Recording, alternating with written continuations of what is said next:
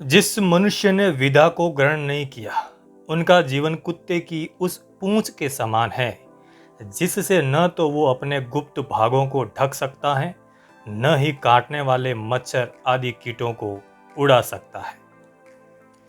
एक बुद्धिमान व्यक्ति को चाहिए कि वो अपने धन को नष्ट होने को, मानसिक दुख को, घर के दोषों को, किसी व्यक्ति द्वारा ठगे जाने और अपना अपमान होने की बात किसी पर भी प्रकट न करें, किसी को भी न बताएं। प्रत्येक व्यक्ति को कभी न कभी धन की हानि उठानी पड़ती है। उसके मन में किसी प्रकार का दुख या संताप भी हो सकता है। प्रत्येक घर में कोई न कोई बुराई भी होती है। कई बार उसे धोखा देकर ठगा जाता है और किसी के द्वारा उसे अपमानित भी होना पड़ सकता है। परंतु समझदार व्यक्ति को चाहिए कि इन बातों को वो अपने मन में ही छिपा कर रखें, इन्हें किसी दूसरे व्यक्ति पर प्रकट न करें। जानकर लोग हंसी ही उड़ाते हैं। ऐसी स्थिति में वो स्वयं उनका मुकाबला करें और सही अवसर की तलाश करता रहे। जो व्यक्ति धन धान्य के लेन देन में, विधा अथवा किसी कला को सीखने में, भोजन के समय अथवा व्यवहार में लज्जाहीन होता है, अर्थात संकोच नहीं करता, वो सुखी रहता है। व्यक्ति को लेन देन में किसी प्रकार का संकोच नहीं करना चाहिए। अपनी बात स्पष्ट और साफ शब्दों में कहना चाहिए। विधा अथवा किसी गुण को सीखते समय संकोच करने से भी हानि होती है। इसी प्रकार भोजन करते समय जो व्यक्ति संकोच करता है, वो भी भूखा रह जाता है। इसलिए भोजन के समय, लोकाचार और व्यवहार के समय व्यक्ति को संकोच न करके अपने विचार स्पष्ट रूप से व्यक्त करने चाहिए। लोक श्लोक के आखिरी वाक्य को उद्धृत कर कहते हैं कि निर्जल सुखी होता है। संदर्भ के अनुसार इसका अर्थ करना चाहिए ताकि अर्थ का अनर्थ न हो। जो व्यक्ति संतोषी रूपी अमृत से तृप्त है, मन से शांत है, उसे जो सुख प्राप्त होता है वो धन के लिए इधर उधर दौड़ धूप करने वालों को कभी प्राप्त नहीं होता। संतोष की बड़ी महिमा है। जो व्यक्ति संतोष से अपना जीवन बिताते हैं और शांत रहते हैं, उन्हें जितना सुख प्राप्त होता है वो धन के लालच के लिए हर समय दौड़ धूप करने वाले व्यक्ति को प्राप्त नहीं हो सकता। संकेत है कि लोभी से संतोषी श्रेष्ठ हैं और संतोष जीवन दाता है। अपनी पत्नी, भोजन और धन, इन तीनों के प्रति मनुष्य को संतोष रखना चाहिए, परंतु विद्या अध्ययन, तप और दान के प्रति कभी संतोष नहीं करना चाहिए। चाणक्य के अनुसार व्यक्ति को अपनी पत्नी से ही संतुष्ट रहना चाहिए। अन्य स्त्रियों से संबंध बनाना अपमानित करता है। व्यक्ति को घर में जो भोजन प्राप्त होता है और उसकी जितनी आय है उसी में ही संतोष करना चाहिए, लेकिन विधा के अध्ययन, यम नियमों आदि के पालन और दान आदि कार्यों से कभी भी संतुष्ट नहीं होना चाहिए। अर्थात व्यक्ति जितना अधिक अध्ययन करेगा, जितना अधिक अपने चरित्र को ऊंचा उठाने के लिए तप करेगा तथा दान आदि करता रहेगा, उससे मनुष्य को लाभ होगा। ये तीन चीजें ऐसी हैं जिनसे मनुष्य को संतोष नहीं करना चाहिए। संतुष्टि कहाँ हो और कहाँ नहीं, जीवन में ये जानना भी जरूरी है। दो ब्राह्मणों के बीच से, ब्राह्मण और अग्नि के बीच से, पति और पत्नी के बीच से, सेवक और नौकर के बीच से तथा हल बैल के बीच से कभी नहीं निकलना चाहिए। जहाँ दो ब्राह्मण खड़े हो या बात कर रहे हो, उनके बीच से नहीं निकलना चाहिए, इससे उनका अपमान होता है। इसी प्रकार ब्राह्मण और अग्नि के बीच से निकलकर नहीं जाना चाहिए। हो सकता है कि ब्राह्मण हवन यज्ञ आदि कर रहा हो। इसी प्रकार पति पत्नी जहाँ कहीं खड़े अथवा बैठे हो, उनके बीच से निकलना भी अनुचित माना गया है। मालिक और नौकर, हल और बैल, इन दोनों के बीच से भी नहीं निकलना चाहिए। हो सकता है कि मालिक और नौकर किसी विशेष बात पर चर्चा कर रहे हो। हल और बैल के बीच में से निकलने का भाव बिल्कुल स्पष्ट है कि ऐसे में चोट लग सकती है। गुरु, ब्राह्मण, गाय, कुंवारी कन्या, बूढ़ा आदमी और छोटे बच्चे, इन सबको पैर से कभी नहीं छूना चाहिए। कुछ कार्य ऐसे भी हैं जिन्हें करने से हानि होती है और कुछ कार्य आचार व्यवहार के विपरीत होते हैं। उन्हें करने से समाज में अपयश होता है। अग्नि को पवित्र माना गया है, इसलिए उसे पैर से स्पर्श नहीं करना चाहिए। गुरु, ब्राह्मण और गाय को भी पूज्य होने के कारण पैर से छूना उचित नहीं। कुंवारी लड़की, बूढ़े आदमी और बच्चे को भी सम्मान के पात्र होते हैं, इसलिए इन्हें भी पैर से नहीं छूना चाहिए। पूज्य को यथा योग्य सम्मान देने पर यदि आयु, विधा, यश और बल की प्राप्ति होती है तो अनादर करने से उनकी हानि भी हो सकती ही है। इतिहास में ऐसे कई उदाहरण हैं जिनसे इस कथन की पुष्टि होती है। बैलगाड़ी से 5 हाथ, घोड़े से 10 हाथ और हाथी से 100 हाथ दूर रहने में ही मनुष्य की भलाई है, लेकिन दुष्ट से बचने के लिए यदि स्थान विशेष का त्याग भी करना पड़े तो हिचकना नहीं चाहिए। व्यक्ति को स्वयं इस बात का प्रयत्न करना चाहिए कि किसी कारणवश उसे हानि न पहुंचे। बैलगाड़ी के बिल्कुल निकट चलने से कोई दुर्घटना हो सकती है। घोड़ा किसी प्रकार की हानि पहुंचा सकता है। हाथी से भी कुचले जाने का भय रहता है, इसलिए उनसे दूर रहना चाहिए। चाणक्य का मानना है कि दुष्ट व्यक्ति इन सब से बुरा होता है।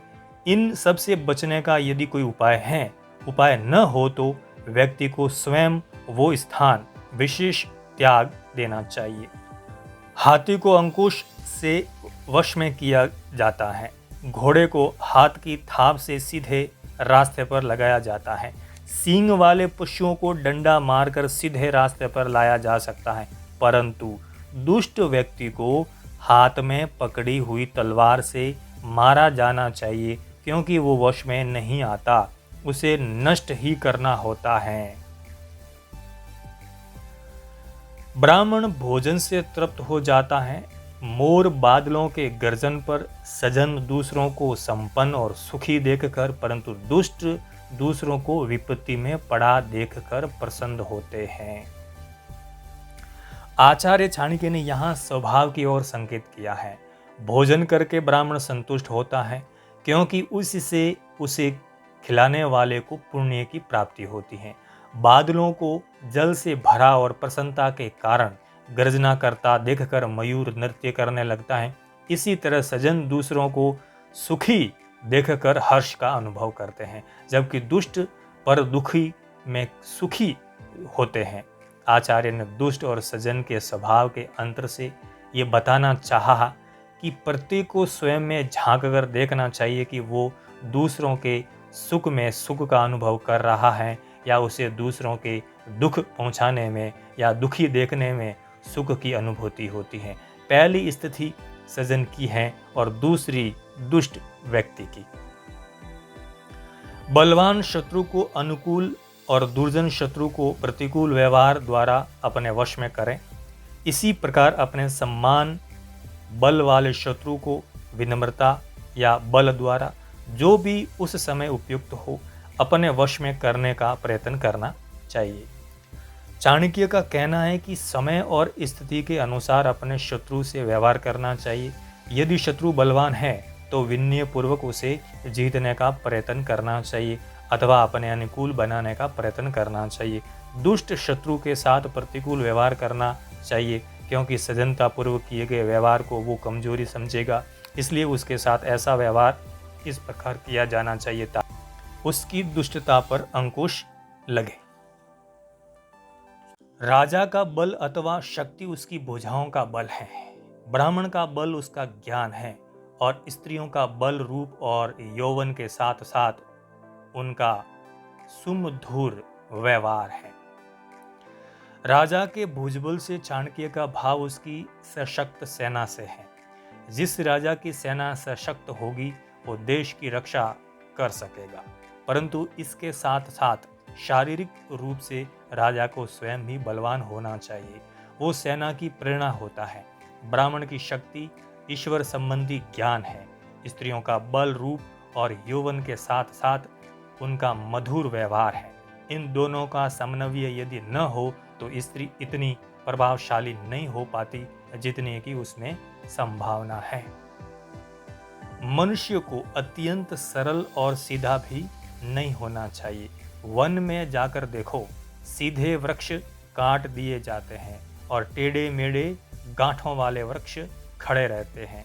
चाणक्य के अनुसार मनुष्य को अत्यंत सरल और सीधे स्वभाव का भी नहीं होना चाहिए। इससे उसे सब लोग दुर्लभ और मूर्ख मानने लगते हैं तथा हर समय कष्ट देने का प्रयत्न करते हैं। सीधा साधा व्यक्ति प्रत्येक व्यक्ति के लिए सुगम होता है, जबकि टेढ़े व्यक्ति के से बचने की कोशिश करते हैं। ऐसे में दुरुपयोग तो होगा ही। अर्जित अथवा कमाए हुए धन का त्याग करना अर्थात उसका ठीक ढंग से व्यय करना, उससे सार्थक लाभ उठाना ही उसकी रक्षा है। जिस प्रकार तालाब में भरे हुए जल को निकालते रहने से ही उस तालाब का पानी शुद्ध और पवित्र रहता है। मनुष्य द्वारा कमाए गए धन का सही उपयोग यही है कि वो उसे ठीक ढंग से काम में लाए, उसका दान करें, उसका उचित उपयोग करें। सही अर्थों में यही धन की रक्षा है। यदि धन कमाने के बाद उसका सही उपयोग नहीं किया जाएगा तो धन कमाने का लाभ ही क्या है। यही बात इसी प्रकार ठीक है जैसे यदि तालाब में भरे हुए पानी को निकालना नहीं जाएगा तो वो सड़ जाएगा। सड़ने से बचाने के लिए उसका उपयोग आवश्यक है। इसी तरह तालाब की रक्षा हो सकती है, धन की रक्षा का भी उपाय यही है, उसका सदुपयोग किया जाए। संसार में जिसके पास धन है उसी के सब मित्र होते हैं, उसी के सब भाई बंधु व स्वजन होते हैं। धनवान व्यक्ति को ही श्रेष्ठ व्यक्ति माना जाता है। इस प्रकार वो आदर पूर्वक अपना जीवन बिताता है। आचार्य ने धन के महत्व पर प्रकाश डालते हुए यहाँ स्पष्ट किया है कि मनुष्य के पास जब तक धन रहता है तब तक सब उसके मित्र बने रहते हैं। जिसके पास धन होता है उसके रिश्तेदार भी बहुत होते हैं। धनवान व्यक्ति को ही संसार में श्रेष्ठ माना जाता है और धनवान व्यक्ति का ही जीवन धन्य कहलाने योग्य है। निर्धन व्यक्ति को निर्जीवी के समान है, क्योंकि न तो उसकी ओर कोई ध्यान देता है न ही कोई उसका अपना होता है। धन में ऐसी शक्ति है कि ये जानते हुए भी कि ये आने जाने वाला है, सब लोग धनवान व्यक्ति को ही अपना मित्र और पारिवारिक जनक बनाना उचित समझते हैं। उससे ही श्रेष्ठ व्यक्ति माना जाता है। स्वर्ग से इस संसार में आने वाले जीव के शरीर में 4 बातें उसके चिन्ह रूप में रहती हैं, अर्थात उसके 4 प्रमुख गुण होते हैं। उसमें दान देने की प्रवृत्ति होती है, वो मधुर भाषी होता है, देवताओं की पूजा अर्चना करता है, उनका आदर सत्कार करता है और विद्वान ब्राह्मणों को सदैव तृप्त अर्थात संतुष्ट रखता है। आचार्य चाणक्य के अनुसार जिन व्यक्तियों में ये 4 गुण होते हैं वे मानव पृथ्वी पर उतरे हुए देवता ही हैं। वाणी में मिठास, प्रेम पूर्वक बिना अपमान के बात करना, दान देने की प्रवृत्ति, देवताओं का आदर सत्कार और उनकी पूजा अर्चना करना तथा ब्राह्मणों को पूजा तथा आदर सम्मान द्वारा तृप्त करने का प्रयत्न करना ही तो देवताओं के लक्षण हैं। इसे धर्म ग्रंथों में देवी संपत्ति कहते हैं। नरक में रहने वाले जब देह धारण कर इस संसार में आते हैं तो उनमें ऊपर बताए गए चिन्हों के सर्वथा विपरीत चिन्ह होते हैं। वे मधुर भाषी होने के बजाय अत्यंत क्रोधी स्वभाव के होते हैं, कड़वी बात कहते हैं, वे निर्धन होते हैं, अपने परिवारजनों तथा मित्रों से वे द्वेष भाव रखते हैं, उनकी संगति में नीच लोग रहते हैं और वो नीच कुल वालों की सेवा करते हैं। ये श्लोक पूर्व श्लोक के भाव से संबंधित है। दुष्ट लोग अत्यंत क्रोधी स्वभाव के होते हैं, मधुर भाषण करने के बजाय कठोर और कड़वी बातें बोलते हैं। वे दरिद्र होते हैं अर्थात उनके पास धन नहीं होता। जिस प्रकार कुत्ता दूसरे अपरिचित कुत्ते को देखकर उस पर भौंकता है, उसी प्रकार दुष्ट अपनों से भी वैर भाव रखने लगता है। उसके सगी साथी नीच होते हैं और वो नीच लोगों की ही सेवा करता है। ऐसे लोग नरक से आते हैं और जहाँ रहते हैं वहाँ भी नरक ही बना लेते हैं। माना है, जो वाणी और मन से पवित्र होगा और जो दूसरों को दुखी देखकर दुखी होता होगा, वही विवेकवान हो सकता है। परोपकार की भावना हो लेकिन इंद्रियों पर संयम न हो तो भी अपने लक्ष्य को पाया नहीं जा सकता। एक स्थिति प्राप्त करने के बाद मार्ग से भटकने का भय बना रहता है। संयमी तो वो स्वयं को संभाल लेता है। जहाँ इंद्रिय लोलुप उजल जाता है, बिना विवेक के सत्य का ज्ञान नहीं होता और उसके बिना बंधन मुक्त भी नहीं हुआ जा सकता। जैसे फूल में सुगंध होती है, तिलों में तेल होता है, सूखी लकड़ी में अग्नि होती है, दूध में घी और इक में गुड़ तथा मिठास होती है, वैसे ही शरीर में आत्मा और परमात्मा विद्यमान है। बुद्धिमान मनुष्य को विवेक का सहारा लेकर आत्मा और परमात्मा को जानने का प्रयत्न करना चाहिए। भूमि के अंदर से निकलने वाला पानी शुद्ध माना जाता है। पतिव्रता नारी पवित्र होती है। लोगों का कल्याण करने वाला राजा पवित्र माना जाता है और संतोषी ब्राह्मण को भी पवित्र माना गया है। संसार में धन की इच्छा तो सभी को रहती है, परंतु धन की प्राप्ति के लिए निम्न श्रेणी के लोग अन्य सब बातें भूल जाते हैं। सब कुछ भुलाकर धन के पीछे भागना ठीक नहीं। मध्यम श्रेणी के लोग वे हैं जो धन के साथ मान सम्मान की भी इच्छा रखते हैं। वे धन की प्राप्ति के लिए अपने मान सम्मान को दांव पर नहीं लगाते। श्रेष्ठ पुरुष अर्थात उत्तम कोटि के मनुष्य वे हैं जिनके लिए आदर सत्कार ही सब कुछ है। उत्तम कोटि के लोगों को महात्मा कहा जाता है। उनके लिए धन का विशेष महत्व नहीं होता। वे धन का प्रयोग जीने के लिए करते हैं, धन के लिए नहीं जीते हैं। गन्ना, पानी, दूध, कंदमूल, फल, पान तथा दवाइयों का सेवन करने के बाद भी स्नान आदि और धर्म कार्य किए जा सकते हैं। सामान्य भारतीयों में ये धारणा पाई जाती है कि स्नान, ध्यान आदि करने के बाद ही फल और औषधि आदि का सेवन करना चाहिए, परंतु चाणक्य कहते हैं कि बीमारी की अवस्था में दूध, जल, कंदमूल, फल और दवाई आदि का सेवन किया जा सकता है। इसमें कोई पाप नहीं। उसके बाद स्नान आदि करके पूजा पाठ और धार्मिक दीपक अंधकार को खाता है और उसके काजल की उत्पत्ति होती है। इसी प्रकार मनुष्य जैसा अन्न खाता है वैसी ही उसकी संतान उत्पन्न होती है। तात्पर्य बिल्कुल स्पष्ट है। यदि व्यक्ति अच्छे कार्यों से अपनी आजीविका चलाएगा तो उसकी संतान भी सद्गुणों से युक्त होगी। यदि वो चोरी और मक्कारी से पैदा किए हुए धन से अपनी संतान का पालन पोषण करता है तो संतान के विचार भी उसी प्रकार के निकृष्ट होंगे। आचार्य यहाँ संकेत दे रहे हैं कि जैसी संतान चाहते हो वैसा ही अन्न सेवन करो। संतान यदि फल है तो अन्न उसका बीज है। बुद्धिमान या अच्छे गुणों से युक्त मनुष्य को ही धन दो, गुणहीनों को धन मत दो। समुद्र का खारा पानी बादल के मीठे पानी से मिलकर मीठा हो जाता है और इस संसार में रहने वाले सभी जड़, चेतन, चर और अचर जीवों को जीवन देकर फिर समुद्र में मिल जाता है। चाणक्य ने बुद्धिमान व्यक्ति को धन देने की उपमा वर्षा के जल से की है, अर्थात जिस प्रकार वर्षा का जल जड़, चेतन आदि को जीवन देने के बाद फिर समुद्र में जा मिलता है और फिर समुद्र से करोड़ गुना अधिक बादलों का पुण्य प्राप्त हो जाता है, उसी प्रकार गुणी व्यक्ति को दिया हुआ धन अनेक अच्छे कार्यों में प्रयुक्त होता है। ये श्लोक ये भी संकेत करता है कि यद्यपि धन अनेक दुर्गुणों से युक्त है फिर भी गुणी व्यक्ति का साथ पाकर वो निर्दोष हो जाता है, जनोपयोगी हो जाता है। तत्व को जानने वाले विद्वानों ने ये कहा है कि हजारों चंडालों के समान एक यवन अर्थात मलेच्छ धर्म विरोधी होता है। इससे बढ़कर कोई दूसरा नीच नहीं होता। यहाँ यवन शब्द का अर्थ किसी संप्रदाय विशेष से नहीं है, वरन अधर्म का आचरण करने वाले दुष्ट व्यक्ति से है।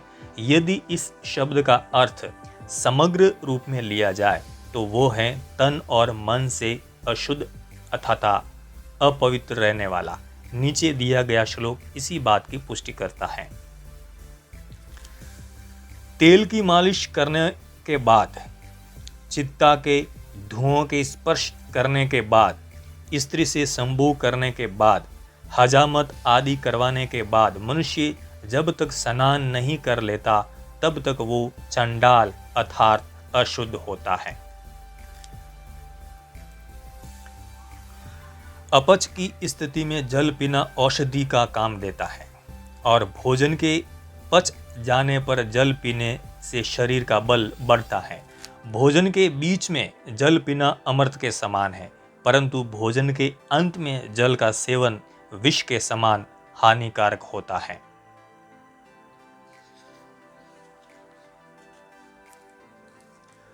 आचरण के बिना ज्ञान व्यर्थ है। अज्ञान से मनुष्य नष्ट हो जाता है। सेनापति के अभाव में सेना नष्ट हो जाती है और पति से रहित स्त्रियां भी नष्ट हो जाती। यदि व्यक्ति को ज्ञान है कि कौन सा कार्य उचित है और कौन सा अनुचित, इसके बावजूद वो अपने आचरण में इस बात को नहीं अपनाता, तो ऐसा ज्ञान व्यर्थ है, उसका कोई लाभ नहीं। मनुष्य का जीवन बड़ी कठिनाई से प्राप्त होता है कि वो ज्ञानवान होकर शुभाचरण करें, किंतु कुछ लोग अपनी अज्ञानता के कारण जीवन संकट में डालकर नष्ट हो जाते हैं, अर्थात अज्ञान उन्हें निकल जाता है।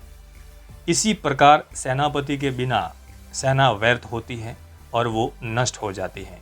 स्त्रियां भी पति के बिना दुष्ट लोगों द्वारा सताए जाने के कारण नष्ट हो जाती हैं। पति उसका रक्षक होता है, वही उसकी रक्षा करता है। पति के बिना वो अपने मार्ग से भटक सकते हैं। इस संदर्भ में आज स्त्रियां की स्थिति में बहुत अंतर आया है। शिक्षा इसका प्रमुख कारण है। वृद्धावस्था में पत्नी का देहांत हो जाना, धन अथवा संपत्ति का भाई बंधुओं के हाथों में चले जाना और भोजन के लिए दूसरों पर आश्रित रहना, ये तीनों बातें मनुष्य के लिए मृत्यु समान दुखदायी हैं। दुख जीवन का एक महत्वपूर्ण हिस्सा है, लेकिन वृद्धावस्था में यदि कोई पुरुष अपनी पत्नी को खो दे तो वो दारुल स्थिति है। जीवन साथी का जीवन में दो भूमिकाएं हैं, भोग और सहयोग। वृद्धावस्था में एक दूसरे के सहयोग की अपेक्षा होती है। परंपरा के अनुसार पति अक्सर पत्नी से 5 से 7 वर्ष बड़ा होता था। वृद्धावस्था में इस अंतर का अत्यंत महत्व है। जब पूरे परिवार की अपनी दुनिया हो, वृद्ध एक तरह से निरर्थक हो चुके हो, बूढ़े दंपति ही एक दूसरे के लिए सार्थक हो, ऐसे में एक का, विशेषकर पत्नी का चले जाना पति के लिए मृत्यु के समान है। आचार्य ने एक महत्वपूर्ण समस्या की ओर मानो इस श्लोकांश से चंकित किया है पुरुष के बिना स्त्री अपना समय काट लेती है। सोचिए जरा, पराधीन कौन है? अग्निहोत्र आदि कर्मों के बिना वेदों का अध्ययन व्यर्थ है तथा दान दक्षिणा के बिना यज्ञ आदि कर्म निष्फल होते हैं। श्रद्धा और भक्ति के बिना किसी भी कार्य में सफलता प्राप्त नहीं होती। अर्थात मनुष्य की भावना ही उसके विचार, उसकी सब सदियों और सफलताओं का कारण मानी गई है। लकड़ी, पत्थर अथवा धातु की मूर्ति में प्रभु की भावना और श्रद्धा रखकर उसकी पूजा की जाएगी तो सिद्धि अवश्य प्राप्त होती है। प्रभु इस भक्त पर अवश्य प्रसन्न होते हैं। लकड़ी, पत्थर अथवा धातु की मूर्तियों से व्यक्ति को सिद्धि प्राप्त नहीं होती। सिद्धि प्राप्त होती है अर्थात मनुष्य उनके प्रति जैसी भावना रखता है और श्रद्धा पूर्वक सेवा करता है, व्यक्ति को वैसी सिद्धि ही प्राप्त होती है। उसी भक्त पर विष्णु तथा परमेश्वर प्रसन्न होते हैं। जाकी रही भावना वैसी प्रभु मूर्त देखी। तिन तैसी, अर्थात पूजा में भावना ही प्रधान है, जैसी भावना वैसा फल। देवता अथवा परमेश्वर काठ अथवा पत्थर की मूर्ति में नहीं है। परमेश्वर तो मनुष्य की भावना में विद्यमान रहते हैं, अर्थात जहाँ मनुष्य भावना द्वारा उसकी पूजा करता है वहीं से प्रकट होते हैं। शांति से बढ़कर कोई तप नहीं, संतोष से बढ़कर कोई सुख नहीं, तृष्णा अथवा चाह से बढ़कर कोई रोग नहीं, दयालुता से बढ़कर कोई धर्म नहीं। शांत रहने के लिए व्यक्ति को अपनी कामनाओं और इंद्रियों पर नियंत्रण रखना होता है। इसलिए ये तप है। जो व्यक्ति हर समय भागता दौड़ता रहता है और औरों की कामना करता रहता है, उसे सुख नहीं मिल सकता। मनुष्य की तृष्णा उस रोग की तरह है जिसमें भूख कभी शांत नहीं होती। दया को आचार्य ने सर्वश्रेष्ठ धर्म माना है। दया का अर्थ है संवेदना का विकास। इसमें अन्य भाव समाप्त हो जाता है। क्रोध यमराज के समान है, तृष्णा वैतरणी है, विदा कामधेनु है और संतोष ननंद वन अर्थात इंद्र के उद्यान के समान है। क्रोध यमराज के समान मृत्युदाता है। मनुष्य की इच्छाएं वैतरणी नदी के समान है, जिनका पार नहीं पाया जा सकता। विदा को सब कामनाओं को पूर्ण करने वाली कामधेनु बताया गया है। अतः विद्वान सरलता पूर्वक धन और मान सम्मान दोनों को अर्जित कर सकता है। मनुष्य के जीवन में संतोष को इंद्र की वाटिका के समान अत्यंत सुख देने वाला माना गया है। इसलिए व्यक्ति को चाहिए कि जीवन में सुखी रहने के लिए विदा का संग्रह करे और अपना समय संतोष के साथ बिताए। गुणों से मनुष्य के सौंदर्य की वृद्धि होती है, शील से कुल की शोभा होती है, कार्यों में सफलता से विधा शोभित होती है और धन के सही उपयोग से धन की शोभा बढ़ती है। मनुष्य की देह यदि सुंदर है लेकिन उसमें गुणों का अभाव है तो वो सौंदर्य किसी काम का नहीं। अच्छे आचरण के कारण ही कुल की शोभा होती है। यदि उच्च कुल में उत्पन्न हुआ व्यक्ति नीच आचरण करता है तो उसका कुल बदनाम होता है और ऐसी विदा की भी कोई शोभा नहीं होती। जिसमें मनुष्य किसी कार्य को सिद्ध न कर सके, अर्थात मनुष्य को अपने कार्यों में सिद्धि विधा के कारण ही प्राप्त होती है, ऐसी विधा का कोई लाभ नहीं जिससे कोई भी कार्य न लिया जाए। धन के उपयोग का अर्थ है कि धन को अच्छे कार्यों में लगाया जाए। धन की शोभा तभी है जब उसका ठीक से उपयोग किया जाए, उसे अच्छे कार्यों में लगाया जाए। गुणहीन मनुष्यों का सुंदर अथवा रूपवान होना व्यर्थ होता है। जिस व्यक्ति का आचरण शील से युक्त नहीं, उसकी कुल में निंदा होती है। जिस व्यक्ति में किसी कार्य को सिद्ध करने की शक्ति नहीं, ऐसे बुद्धिहीन व्यक्ति की विदा व्यर्थ है। और जिस धन का उपभोग नहीं किया जाता, वो धन भी व्यर्थ है। भूमि के अंदर से निकलने वाला पानी शुद्ध माना जाता है। पतिव्रता नारी पवित्र होती है। लोगों का कल्याण करने वाला राजा पवित्र माना जाता है और संतोषी ब्राह्मण को भी पवित्र माना गया है। चाणक्य का कथन है कि भूमि के नीचे से प्राप्त होने वाला जल शुद्ध माना जाता है। पति के प्रति समर्पित नारी शुद्ध और पवित्र मानी जाती है। जो राजा अपनी प्रजा के कल्याण में लगा रहता है, जो सरकार अपनी जनता का कल्याण करती है, भ्रष्टाचार में नहीं पड़ती, उसे शुद्ध और पवित्र माना जाता है। उसी प्रकार जो ब्राह्मण संतुष्ट रहता है, अर्थात जिसमें धन की लालसा नहीं है, वही पवित्र है। संतोष रहित ब्राह्मण, संतुष्ट होने वाला राजा, शर्म करने वाली वेश्या और लज्जाहीन कुलीन स्त्रियां नष्ट हो जाती हैं। असंतुष्ट रहने वाला ब्राह्मण अपने कर्म से भ्रष्ट हो जाता है। वो अपना कर्तव्य भूल जाता है। समाज में उसकी प्रतिष्ठा क्षीण होती है। इसी प्रकार जो राजा अपनी थोड़ी सी सफलता से संतोष कर लेता है, उसमें महत्वाकांक्षाएं कम हो जाती हैं। वो अपना राज्य का विस्तार न करने के कारण शक्तिहीन होकर नष्ट हो जाता है। वेश्या का कार्य लोगों को संतुष्ट करना है वो बाजार में बैठकर भी यदि संकोच और लज्जा करती रहेगी तो वो भूखी मर जाएगी। इसी प्रकार यदि अच्छे घर की औरतें लज्जा को त्याग देती तो वे भी नष्ट हो जाती हैं। कोई एक कार्य किसी के लिए हितकर है तो किसी को हानि पहुंचाने वाला होता है। कर्तव्य का निर्णय संदर्भ के अनुसार होता है, उसकी कोई निश्चित गाइडलाइन नहीं है।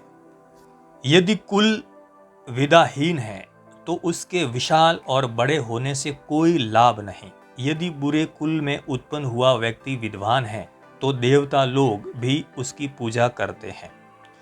विदा रहित बड़े कुल में उत्पन्न होने से कोई लाभ नहीं, क्योंकि व्यक्ति का सम्मान बड़े कुल में उत्पन्न होने से नहीं होता, बल्कि विद्वान होने और अच्छे गुणों के कारण होता है। इस प्रकार चाणक्य केवल वंश को महत्व नहीं, वे व्यक्ति के विद्वान होने को अधिक महत्व देते हैं। उनका कहना है कि यदि नीच कुल में उत्पन्न हुआ व्यक्ति भी विधा आदि गुणों से युक्त है तो सभी लोग उसका सम्मान करते हैं। रावण उच्च कुल में उत्पन्न हुआ, लेकिन दुर्गुणों के कारण प्रत्येक वर्ष जलाया जाता है।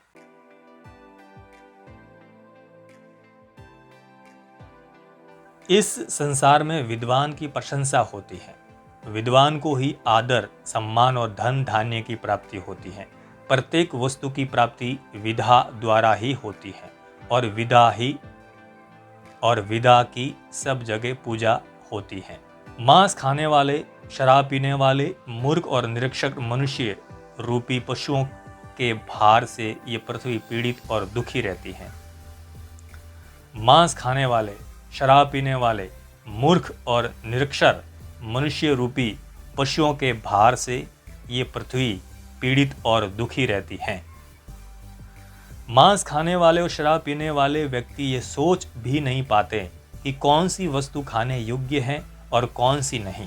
इस प्रकार मूर्ख और निरक्षर व्यक्ति रूप रंग में तो बहुत मनुष्य के समान होते हैं, परंतु वो पशु के समान इस पृथ्वी पर भार है, अर्थात उनसे इस संसार का कोई उपकार नहीं होता।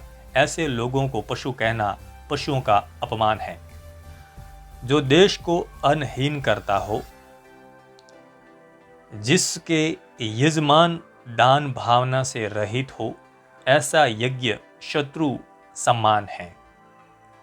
आचार्य के अनुसार यज्ञ जहाँ मनुष्य के लिए अनेक प्रकार से लाभकारी है, वही यदि यज्ञ ठीक प्रकार से संपन्न न किया जाए तो उससे बहुत बड़ी हानि भी होती है। यज्ञ से वर्षा होती है और राष्ट्र में अन्न और धन धान्य की वृद्धि होती है। ये यज्ञ का प्रत्यक्ष फल है। यज्ञ कराने वाले आचार्यों को मंत्रज्ञ होना चाहिए। इसी प्रकार यज्ञ करता अर्थात यजमान का हृदय भी विशाल होना चाहिए। उसकी आचार्यों के प्रति निष्ठा और श्रद्धा होगी, तभी वो उन्हें धन धान्य आदि देकर पसंद करेगा। आचार्य यज्ञ की साधकर्ता के लिए और यजमान के योग्य होने की ओर संकेत कर रहे हैं।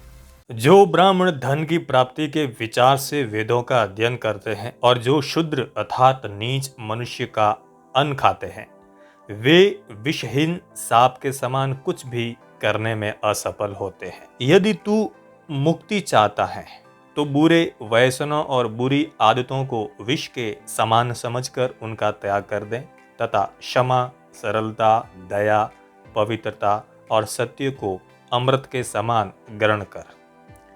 आचार्य चाणक्य ने मुक्ति चाहने वालों को सलाह दी है कि विषयों को वे विष के समान छोड़ दें, क्योंकि जिस तरह विष जीवन को समाप्त कर देता है, उसी तरह विषय भी प्राणी को भोग के रूप में नष्ट कर देते हैं। यहाँ विषय शब्द का अर्थ वस्तु नहीं बल्कि उसमें आसक्ति का होना है। इस प्रकार आचार्य की दृष्टि में विषयासक्ति की ही मृत्यु है। लोग जिस अमृत की तलाश स्वर्ग में करते हैं, उसे आचार्य ने इन 5 गुणों में बताया है। इन श्लोक का उल्लेख अष्टावक्र गीता में भी इसी रूप में जनक अष्टावक्र संवाद के रूप में हुआ है। यहाँ चेत अर्थात यदि शब्द अत्यंत महत्वपूर्ण है। ऐसा कहने का तात्पर्य है कि यदि कोई मुक्त होने का संकल्प कर चुका है, वैसे प्राय हम बंधन में आनंदित होते रहते हैं, बंधन में सुरक्षा महसूस करते हैं। जो लोग एक दूसरे के भेदों को प्रकट करते हैं वे उसी प्रकार नष्ट हो जाते हैं जैसे बांबी में फंसकर सांप नष्ट हो जाता है। अपमानित करने के विचार से अपने मित्रों के रहस्यों को प्रकट करने वाले उसी प्रकार नष्ट हो जाते हैं जिस प्रकार बांबी में घुसा हुआ सांप बाहर नहीं निकल पाता और बांबी के अंदर ही दम घुटने से मर जाता है। ऐसे लोग न घर के रहते हैं न घाट के। ब्रह्मा ने सोने में सुगंध और ईख के पौधे में फल उत्पन्न नहीं किए और निश्चय ही चंदन के वृक्ष में फूल भी पैदा नहीं होते।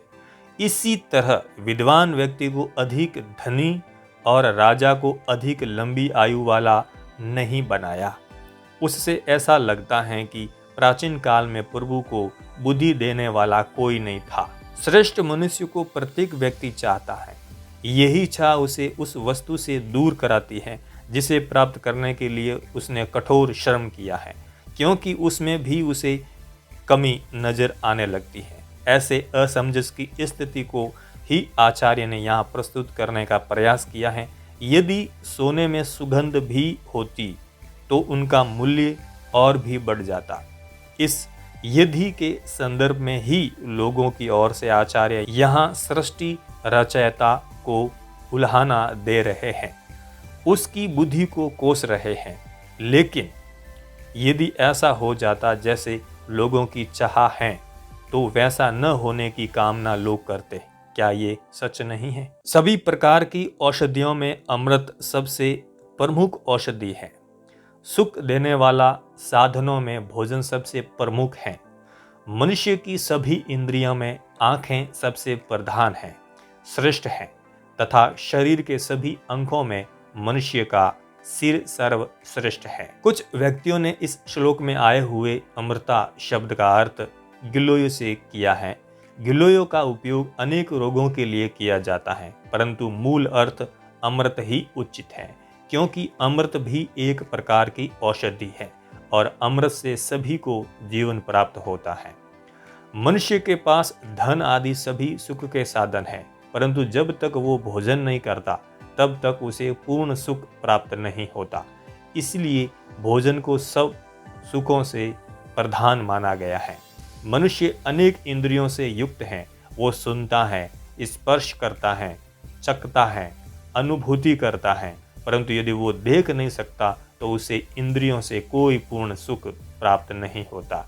इसलिए आँखों को सब इंद्रियों में प्रधान बताया गया है।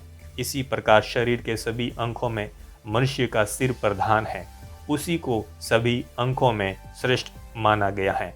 मस्तिष्क का महत्व सर्वविदित है। आकाश में किसी दूत का जाना संभव नहीं और वहां किसी से किसी प्रकार की बातचीत भी नहीं हो सकती, परंतु जिस श्रेष्ठ ब्राह्मण ने आकाश में सूर्य और चंद्रमा के ग्रहण की बात बताई है उसे विद्वान क्यों न माना जाए। विद्यार्थी, सेवक, मार्ग में चलने वाला पथिक, यात्री, भूख से पीड़ित, डरा हुआ व्यक्ति और भंडार की रक्षा करने वाला द्वारपाल यदि अपने कार्य काल में सो रहे हो तो इन्हें जगा देना चाहिए। यदि विद्यार्थी सोता रहेगा तो विद्या का अभ्यास कैसे करेगा? मालिक यदि सेवक को सोता देख लेगा तो उसे नौकरी से पृथक कर देगा। यदि यात्री रास्ते में सो जाएगा तो या तो उसकी चोरी हो जाएगी अथवा उसकी हत्या कर दी जाएगी। सोपन में यदि कोई प्यास या भूख से व्याकुल है तो उसे जगाना ही उसकी समस्या का समाधान है। यही बात सोपन में डरे हुए व्यक्ति पर भी लागू होती है। भंडार के रक्षक तथा द्वारपाल सो रहे हो तो इन्हें जगा देना ठीक रहता है, क्योंकि इनके सोने से इनकी ही नहीं अनेक लोगों की हानि होती है। आचार्य ने इस कथन को शास्त्र के उन आदेशों से जोड़कर देखना चाहिए जिनमें यह कहा गया है कि सोते हुए व्यक्ति को उठाना नहीं चाहिए। निद्रा शारीरिक और मानसिक विश्राम की वो अवस्था है जो प्राणी को संतुलन की समुचित व्यवस्था देती है। इसी संदर्भ में पशु और वृक्षों को सोते हुए से न जगाने और रात्रि के समय स्पर्श न करने का निर्देश किया गया है। सांप, राजा, बाघ, सूअर, बालक दूसरे के कुत्ते और मूर्ख व्यक्ति को सोते में जगाना नहीं चाहिए। यदि सोए हुए सांप को जगाएंगे तो वो काट खाएगा। इसी प्रकार सोते हुए राजा को जगाने पर वो क्रोधित होकर हत्या का आदेश दे सकता है। बाघ आदि हिंसक पशुओं को जगाने का क्या परिणाम हो सकता है, ये सब जानते हैं। सोते हुए बालक को जगाएंगे तो वो भी मुसीबत खड़ी कर देगा। इसी प्रकार दूसरे व्यक्ति के कुत्ते और मूर्ख मनुष्य को जगाना नहीं चाहिए, उनके सोते रहने में ही भला है। जो ब्राह्मण धन की प्राप्ति के विचारों से वेदों का अध्ययन करते हैं और जो शूद्र अर्थात नीच मनुष्यों का अन्न खाते हैं, वे विषहीन सांप के समान कुछ भी करने में असमर्थ होते हैं। जो ब्राह्मण वेदों का अध्ययन कर उससे धन कमाते हैं अर्थात उस ज्ञान से पैसा बटोरते हैं, और वे ब्राह्मण भी जो अपना पेट भरने के लिए शूद्रों के अधीन रहते हैं अर्थात नीच लोगों का अन्न खाते हैं, वे विष रहित सर्प के समान निर्तक हैं। तेजहीन हो जाने के कारण ऐसे विद्वान ब्राह्मणों को संसार में किसी प्रकार का यश और सम्मान प्राप्त नहीं होता। जिसके नाराज होने पर किसी प्रकार का डर नहीं होता, जिसके प्रसन्न होने पर धन प्राप्ति की आशा नहीं होती, जो न दंड दे सकता है और न ही किसी प्रकार की दया प्रकट कर सकता है, उसके नाराज होने पर किसी का कुछ नहीं बिगड़ता। विषहीन सांप को भी अपना फन फैलाना चाहिए। उसमें विष है या नहीं, इस बात को कोई नहीं जानता। हाँ, उसके इस आडंबर से अथवा दिखावे से लोग भयभीत अवश्य हो सकते हैं। मूर्ख लोग अपना प्रातःकाल का समय जुआ खेलने में, दोपहर का समय स्त्री प्रसंग में और रात्रि का समय चोरी आदि में व्यर्थ करते हैं। चाणक्य द्वारा प्रयुक्त मूर्ख और व्यर्थ शब्द यहाँ महत्वपूर्ण है। मूर्खों के बारे में ऐसा कहकर आचार्य ने संकेत किया है कि विद्वान अपना समय सद्कार्यों में व्यतीत करते हैं। अपने ही हाथ से गुथी हुई माला, अपने हाथ से घिसा हुआ चंदन और अपने ही हाथ से लिखी हुई भगवान की स्तुति करने से मनुष्य इंद्र की धन संपत्ति को भी वश में कर सकता है। चाणक्य का भाव यह है कि धनवान व्यक्ति को भगवान की स्तुति करने के लिए किए जाने वाले उपाय को स्वयं अपने हाथों से करना चाहिए। दूसरों से करवाने से कोई लाभ नहीं होता। ईख, तिल, मूर्ख, छोटे आदमी, स्त्री, सोना, भूमि, चंदन और दही तथा पान, इन्हें जितना मलाया जाएगा उतने ही उनके गुण बढ़ेंगे। ईख और तिल आदि को जितना अधिक दबाएंगे उतना ही अधिक तेल और रस निकलेगा। सोने को भी जितना तपाया अतः शुद्ध किया जाएगा उसमें चमक और निखार आएगा। भूमि में जितना अधिक हल चलाया जाएगा उतना ही अधिक उससे अन्न की उत्पत्ति होगी। इसी प्रकार चंदन और दही आदि को जितना रगड़ोगे और मथोगे उतना ही उनके गुणों में वृद्धि होगी। इसी प्रकार मूर्ख के मस्तिष्क पर भी जब जोर पड़ेगा तब वो कुछ गुणों को ग्रहण कर सकेगा। ये बात उन जातियों और राष्ट्रों पर भी लागू होती है जो प्रमाद में डूबी हुई तथा निकम्मी हो गई हैं, जिन्होंने संघर्ष किया और वो उन्नत और विकसित। दरिद्र अवस्था में यदि व्यक्ति धैर्य नहीं छोड़ता तो निर्धनता कष्ट नहीं देती। साधारण वस्त्र को यदि साफ रखा जाए तो वो भी अच्छा लगता है। यदि सामान्य भोजन जिसे पुष्ट कारक न माना जाए भी ताजा और गरम गरम खाया जाए तो अच्छा लगता है। इसी प्रकार सुशीलता आदि गुणों के होने पर कुरूपता बुरी नहीं लगती। आचार्य के अनुसार व्यक्ति में यदि गुण है तो उनको दोषों की ओर कोई ध्यान नहीं देता। वस्त्र भले ही सस्ता हो लेकिन स्वच्छ होना चाहिए। भोजन भले ही साधारण हो किंतु उचित ढंग से उसे यदि पकाया और परोसा जाए तो वो भी रुचिकर लगता है। अर्थ ये है कि व्यक्ति में गुणों की प्रधानता होनी चाहिए, दिखावे की नहीं। भाग्य अथवा प्रभु की महिमा अपरंपार है। उसके कारण एक निर्धन भिखारी पल में राजा बन सकता है और राजा को कंगाल होना पड़ता है। धन से हीन मनुष्य दीनहीन नहीं होता, यदि वो विधा धन से युक्त हो तो, परंतु जिस मनुष्य के पास विधा रूपी रतन नहीं है वो सभी चीजों से हीन माना जाता है। भली प्रकार आंख से देखकर मनुष्य को आगे कदम रखना चाहिए, कपड़े से छानकर जल पीना चाहिए। शास्त्र के अनुसार कोई बात कहनी चाहिए और कोई भी कार्य मन से भली प्रकार सोच समझकर करनी चाहिए। आचार्य के अनुसार मनुष्य को सोच समझकर उचित कार्य करना चाहिए। किसी कार्य को करने से पहले ये भली प्रकार जांच परख ले कि वो व्यवहार और शास्त्र के विरुद्ध तो नहीं है। सदैव सावधान और सचेत रहकर प्रत्येक कार्य को करने की सलाह यहाँ दी गई है। जल के प्रति की गई असावधानी अनेक रोगों की उत्पत्ति कर सकती है। यदि सुख की इच्छा हो तो विधा अध्ययन का विचार छोड़ देना चाहिए। यदि विद्यार्थी विधा सीखने की इच्छा रखता है तो उसे सुख और आराम का त्याग कर देना चाहिए, क्योंकि सुख चाहने वालों को विधा प्राप्त नहीं हो सकती और जो विधा प्राप्त करना चाहता है उसे सुख नहीं मिल सकता। चाणक्य का विश्वास है कि विधा प्राप्ति के समय विद्यार्थी को सुख सुविधाओं की आशा नहीं करनी चाहिए। कठोर तप से ही विधा की प्राप्ति हो सकती है।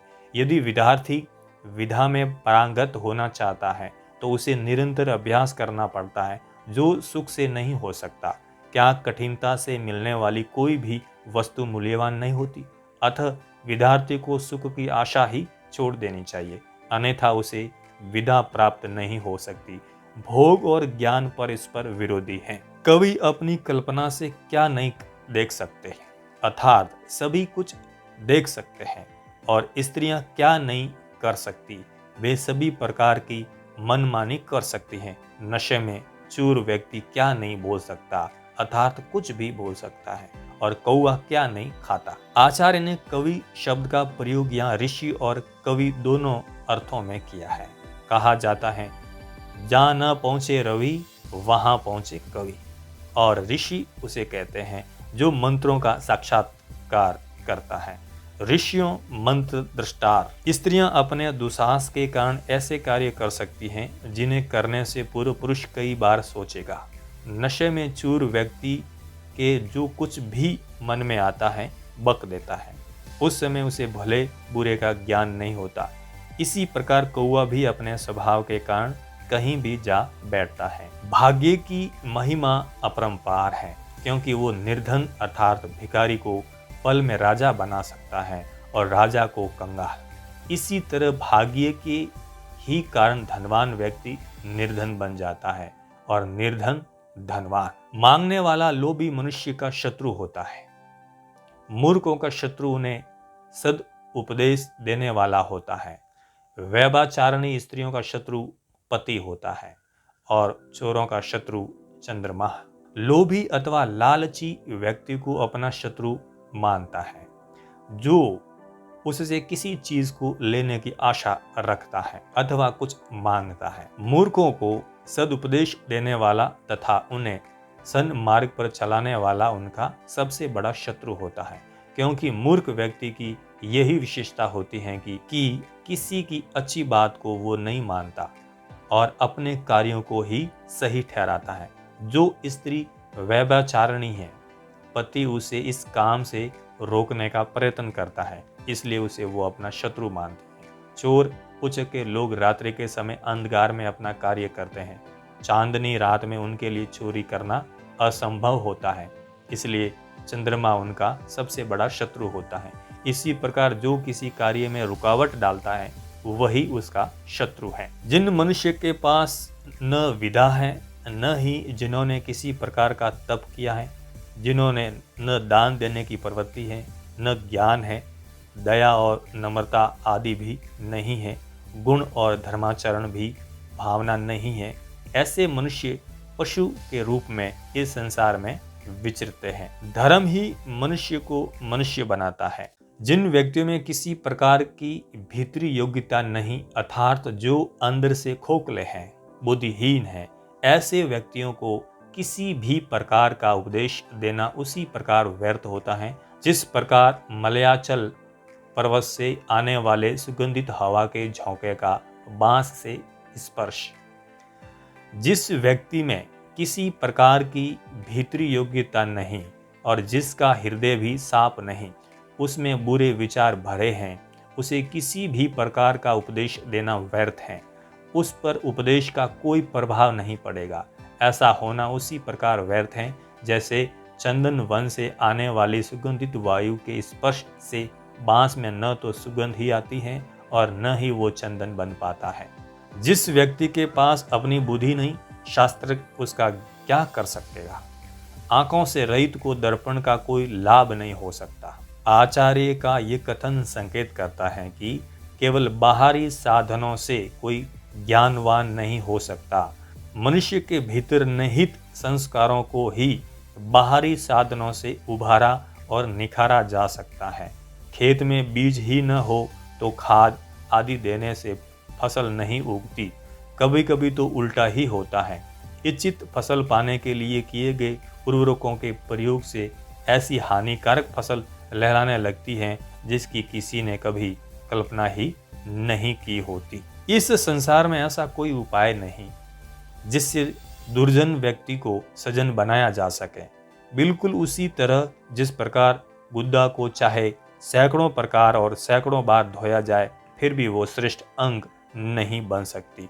जो मनुष्य अपनी ही आत्मा से द्वेष रखता है वो स्वयं को नष्ट कर लेता है। दूसरों के द्वेष रखने से अपना धन नष्ट होता है। राजा से वैर भाव रखने से मनुष्य अपना नाश करता है और ब्राह्मणों से द्वेष रखने से कुल का नाश हो जाता है। आत्म देशात की जगह कहीं आपत देशात शब्द का भी प्रयोग किया गया है। इसे पाठ भेद कहते हैं। आपत का अर्थ है विद्वान, ऋषि, मुनि और सिद्ध पुरुष। इस दृष्टि से इस श्लोक के दोनों रूप सही हैं। जो बिना किसी लाग लपेट के निष्पक्ष भाव से बोले वो आपत है।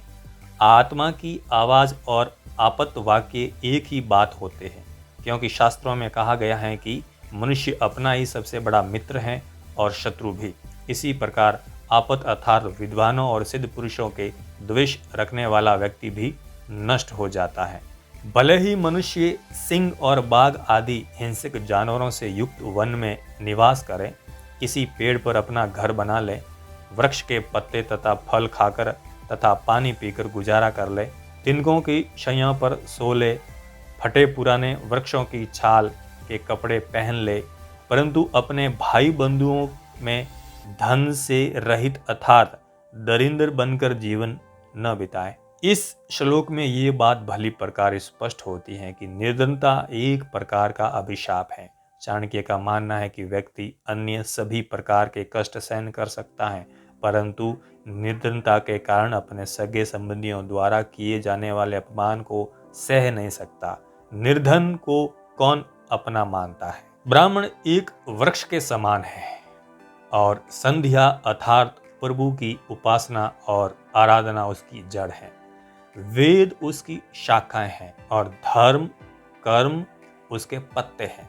इसलिए यत्न पूर्वक जड़ की रक्षा करनी चाहिए, क्योंकि जड़ के नष्ट हो जाने पर न शाखाएं रहेगी न ही पत्ते। ब्राह्मण एक वृक्ष के समान है। प्रातः और सायं दो कालों के बीच में जो समय पड़ता है उसे संधि वेला कहते हैं। उस समय ब्राह्मण प्रभु की पूजा व उपासना करता है। ये उसका आवश्यक क्रम है। ये ब्राह्मण रूपी वृक्ष के फलते फूलते की जड़ें हैं अथवा आधार है। वेद का ज्ञान उस वृक्ष की शाखाएं हैं। उसके धर्माकुल अच्छे कार्य उसके पत्ते के समान हैं। इसलिए यत्न पूर्वक उस वृक्ष के मूल की रक्षा करनी चाहिए। मूल की रक्षा से ही वृक्ष फलता फूलता है। यदि जड़ ही नष्ट हो जाएगी तो वृक्ष कैसे बचेगा। आचार्य कहा करते हैं कि प्रत्येक ब्राह्मण को संध्या करनी चाहिए, इसी से वो ब्रहा बल को प्राप्त करता है। कमला देवी अर्थात लक्ष्मी जिसकी माता है और सर्वव्यापी श्री विष्णु जिसके पिता हैं, प्रभु के भक्त जिसके भाई बंधु हैं, ऐसे पुरुष के लिए तीनों लोग अपने ही देश के समान हैं। रात्रि के समय अनेक रंग रूप वाले पक्षी एक वृक्ष पर आकर बैठते हैं। प्रातःकाल के समय वे सभी 10 दिशाओं में उड़ जाते हैं। ऐसे में क्या शोक करना। इस संसार रूपी परिवार में अनेक बंधु बांधव और रिश्तेदार उसी तरह आकर मिलते हैं जिस प्रकार सायंकाल होते ही अनेक तरह के पक्षी बसेरा लेने के लिए एक पेड़ पर आ बैठते हैं और समय आने पर अर्थात सूर्य उदय होने पर वे विभिन्न दिशाओं में चल देते हैं। इसी प्रकार एक परिवार में इकट्ठे हुए बंधु बांधव भी समय आने पर बिछुड़ जाते हैं। इसलिए उनके संबंध में किसी प्रकार का शोक करना उचित नहीं है। जिसके पास बुद्धि अर्थात ज्ञान है, जिसके पास बुद्धि अर्थात ज्ञान है, उसके पास ही बल होता है। बुद्धिहीन व्यक्ति के पास बल कहाँ। जंगल में अपनी शक्ति के मद में मस्त सिंह को एक खरगोश ने मार डाला। यही इसी का परिणाम है। पंचतंत्र में भी इस कथा का उल्लेख है जिसमें छोटे से खरगोश ने अपनी बुद्धि के बल से बलवान सिंह को भी मरने को विवश कर दिया। बुद्धिमान व्यक्ति अपने बल का तो सही उपयोग करता ही है, वो दूसरों के बल को भी अपने अनुसार प्रयोग करने में सफल हो जाता है। यदि भगवान विष्णु को सारे संसार का पालन पोषण करने वाला कहा गया है तो मुझे इस जीवन में किसी बात की चिंता करने की आवश्यकता नहीं। यदि भगवान विष्णु न होते तो गर्भ में स्थित बालक के जीवन के लिए माता के स्तनों में दूध कहाँ से आता। बार बार इस तरह का विचार करके हे 3 लोक के स्वामी, मैं आपके चरण कमलों की सेवा करते हुए अपना जीवन व्यतीत कर रहा हूँ। भाव ये है कि सृष्टिकर्ता परमेश्वर ही सबका भरण पोषण करता है। ऐसी स्थिति में मनुष्य को किसी बात की चिंता नहीं करनी चाहिए, क्योंकि जो बालक गर्भ में है उसके पालन पोषण के लिए माता के स्तनों में दूध पहले ही उत्पन्न हो जाता है। यदि ऐसा है तो चिंता किस बात की। हाँ, परमेश्वर का स्मरण करते हुए उसके प्रति अपनी कृतज्ञता का भाव अवश्य प्रकट करना चाहिए।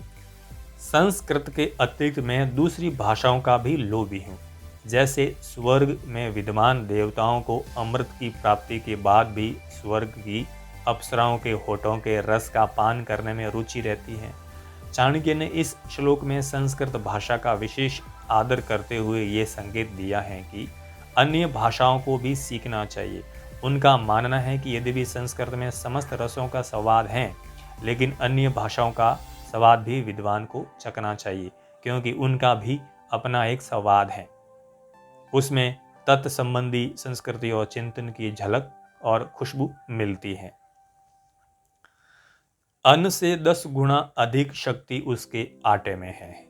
आटे से 10 गुना अधिक शक्ति दूध में है। दूध से 8 गुना अधिक शक्ति मांस में है और मांस से 10 गुना अधिक शक्ति घी में है। साग खाने से रोग बढ़ते हैं। दूध से शरीर मोटा होता है। घी से वीर्य की वृद्धि होती है और मांस से मांस बढ़ता है। साग से रोग बढ़ना संकेत करता है कि अधिकांश लोग उसे भली प्रकार धोकर प्रयोग में नहीं लाते, इसलिए निरंतर उनका सेवन करने से रोगों की वृद्धि होती है। दूध से शरीर बढ़ता है। बालकों और किशोरों को दूध का सेवन करना चाहिए। घी का अधिक सेवन करने से वीर्य की वृद्धि होती है। कम मात्रा से ज़्यादा ऊर्जा। मांस खाने से शरीर का मांस बढ़ता है। मोटापे से पीड़ित व्यक्ति को अनेक सेवन से बचना चाहिए। इस प्रकार चाणक्य के अनुसार घी इन सब वस्तुओं में श्रेष्ठ माना गया है, जिससे बल और वीर्य दोनों की वृद्धि होती है। जो दूसरों के कार्यों को बिगाड़ता है, ढोंगी है, अपना ही स्वार्थ सिद्ध करने में लगा रहता है, दूसरों को धोखा देता है, सबसे द्वेष करता है, दिखने में अत्यंत नरम और अंदर से पैनी चूरी के समान है, ऐसे ब्राह्मण को बिलाव समझना चाहिए। दान देने की इच्छा, मधुर भाषण, धैर्य और उचित अथवा अनुचित का ज्ञान, ये 4 गुण मनुष्य में सहज स्वभाव से ही होते हैं। अभ्यास से इन्हें प्राप्त नहीं किया जा सकता। सहज का अर्थ है साथ में उत्पन्न अर्थात जन्म के साथ। व्यवहार में इसे कहते हैं खून में होना। इन गुणों में विकास किया जा सकता है, लेकिन इन्हें अभ्यास द्वारा पैदा नहीं किया जा सकता। आज की भाषा में यदि कहें तो ये गुण अनुवांशिक है, जीन्स में है। परिवेश इन्हें विकसित कर सकता है, बस इन्हें थोड़ा बहुत तराश सकता है। वातावरण, सहज और अभ्यास द्वारा प्राप्त गुणों में अंतर होता है। सहज गुण नष्ट नहीं होते, जबकि अभ्यास द्वारा जिन्हें प्राप्त किया जाता है वो अनअभ्यास द्वारा वे समाप्त हो जाते हैं। हाँ, ऐसे देखने में आया है कि कभी कभी सहज गुण उचित वातावरण न मिलने के कारण सामने नहीं आ पाते। जो मनुष्य अपने समुदाय के लोगों को छोड़कर दूसरे के समुदाय का सहारा लेता है वो उसी प्रकार नष्ट हो जाता है जैसे दूसरों के धर्म का आश्रय लेने वाला राजा। राजा का कर्तव्य होता है कि वो अपनी प्रजा की रक्षा करे, यही उसका धर्म है। यदि वो अपने इस धर्म को छोड़ देता है तो वो स्वयं ही नष्ट हो जाता है। जिस प्रकार अपने वर्ग के लोगों का परित्याग करके दूसरे वर्ग के लोगों का आश्रय लेने से व्यक्ति नष्ट हो जाता है, इसलिए व्यक्ति को चाहिए कि वो अपने धर्म में स्थित रहे। यहाँ धर्म का अर्थ स्वभाव भी लिया जा सकता है। श्री कृष्ण ने भी सर्वधर्मे निधन श्रेय कहकर इसी बात की ओर संकेत किया है। हाथी लंबे चौड़े शरीर वाला होता है, परंतु उसे बहुत छोटे से अंकुश द्वारा वश में किया जाता है। दीपक जलने पर अंधकार नष्ट हो जाता है, तो क्या अंधकार दीपक के आकार का होता है? हथौड़े की चोट करने से बड़े बड़े पर्वत गिर पड़ते हैं, तो क्या पर्वत का आकार हथौड़े से छोटा होता है? प्रत्येक वस्तु अपने तेज के कारण ही बलवान होती है। लंबा चौड़ा शरीर कोई मायने नहीं रखता है। जिस व्यक्ति की घर में अधिक आसक्ति, घर में अधिक मोह और लगाव है, उसे विद्या की प्राप्ति नहीं हो सकती। जो लोग मांस खाते हैं उनमें दया नहीं, जो लोग लोभी होते हैं उनमें सत्य नहीं होता, तथा दुराचारी, व्यभिचारी और भोग विलास में लगे रहने वाले मनुष्य में पवित्रता का अभाव रहता है। जिस प्रकार नीम के वृक्ष को दूध तथा घी से सींचने पर भी उसमें मिठास पैदा नहीं होती, उसी प्रकार दुर्जन व्यक्ति अनेक प्रकार से समझाने बुझाने पर भी सजन नहीं हो पाता। जिस तरह कुछ शारीरिक क्रियाएं मनुष्य के नियंत्रण से बाहर होती हैं, इसी प्रकार लंबे अभ्यास के परिणाम स्वरूप पड़े संस्कारों के कारण कुछ मानसिक क्रियाएं भी मनुष्य के वश से बाहर हो जाती हैं, जिसे सिग्मंड फ्रॉइड ने अवचेतन मन कहा है। सजनता और दुष्टता का संबंध इसी मनोस्तर पर बैठे मनुष्य की क्रियाओं को नियंत्रित करने वाले संस्कारों से है।